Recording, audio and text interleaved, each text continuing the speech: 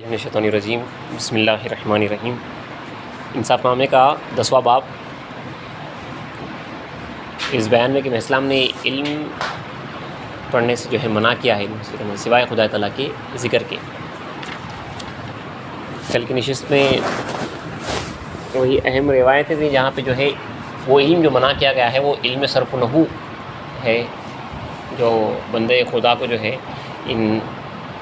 اللہ کے جو ہے ذکر فکر سے ہٹا کر جو ہے ایک عالم بنایا جاتا ہے اور علم کی فیلڈ میں لگایا جاتا ہے، جہاں پہ جو ہے اسے غرور پیدا ہوتا ہے یا وہ دنیا کا طالب ہوتا ہے علیہ السلام۔ اور جو ہے العلم حجاب الاکبر کہا گیا ہے، علم جو ہے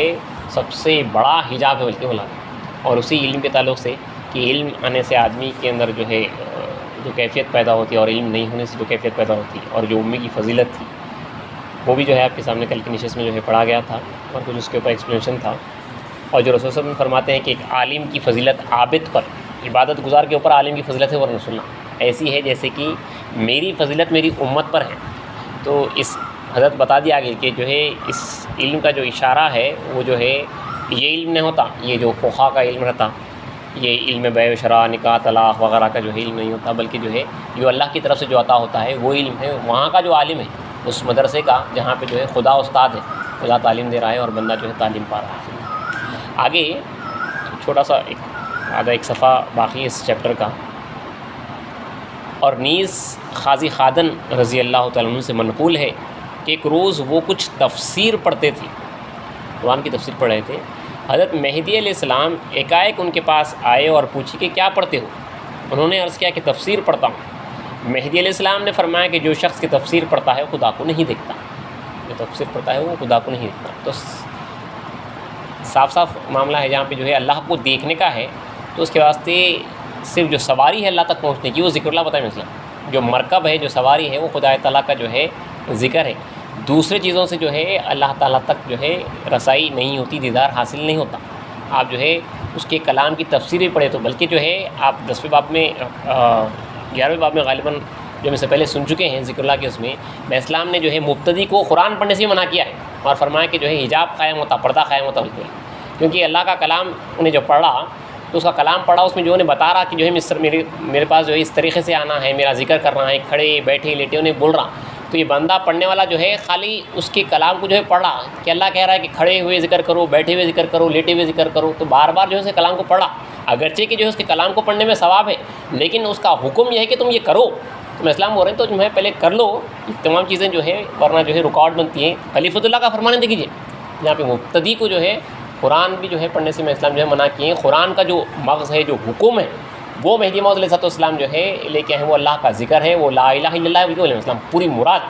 بلکہ پورے کتابوں کی جو مراد ہے وہ لا الہ الا اللہ ہے۔ تو ایک طالب، ایک سالک جب اللہ تعالیٰ کا ذکر کر رہا تو انہیں پورے کلاموں کی مراد ایک اللہ تو لا الہ میں ایک ایک سانس میں جو ہے انہیں ایک ایک اللہ کے کلام کی جو ہے مراد کو جو ہے ایک ایک مرتبہ جو ہے ادا کر دے رہا پورا انہیں۔ یہ مہدی موعود علیہ السلام کا جو ہے صدقہ ہے۔ تو جس طرح کلام پڑھنے سے منع کیا گیا ہے، دوسری کتابیں پڑھنے سے جو ہے منع کیا گیا، ایک طالب کے واسطے جو اللہ تعالیٰ تک پہنچنا ہے اور ایک کامل کی صحبت میں آ گیا، انہیں سامنے بیٹھا ہوا ہے اللہ کو دکھانے والا، یہاں پہ مہدی السلام کے حضور میں بیٹھے ہوئے ہیں تو کچھ بھی نہیں کرنا ہے،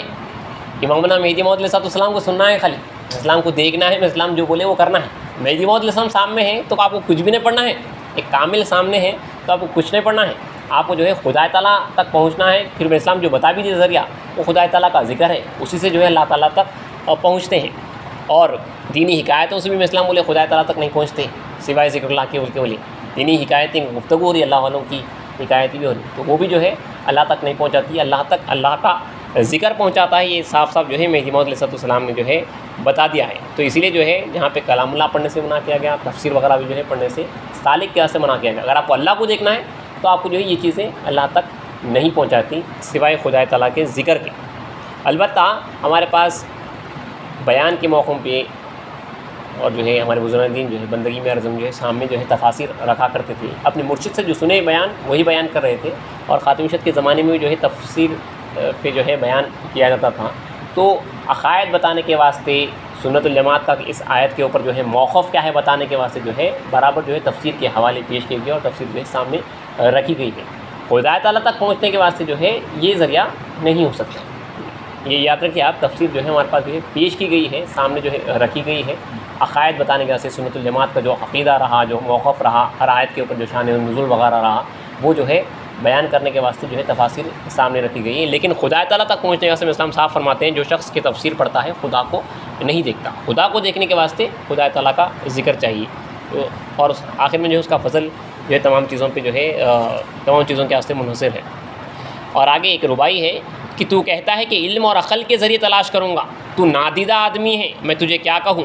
جہاں کی ان باتوں کی گنجائش آ گئی ہے تو یہ دونوں علم اور عقل بڑا پردہ ہو گئے ہیں، علم سے عقل سے جو ہے تم خدا تک نہیں پہنچ سکتے۔ یہاں پہ جو ہے عقل کو علم کو جو ہے سب کو بازو رکھ کے جو ہے خدا تعالیٰ تک جو ہے پہنچنا پڑتا۔ تو بڑے سے بڑے علماء جو آتے تھے آ کے یہ بولتے تھے، بندی شاہد دلاون کے پاس بندی عبدالملک سجاوندی آئے،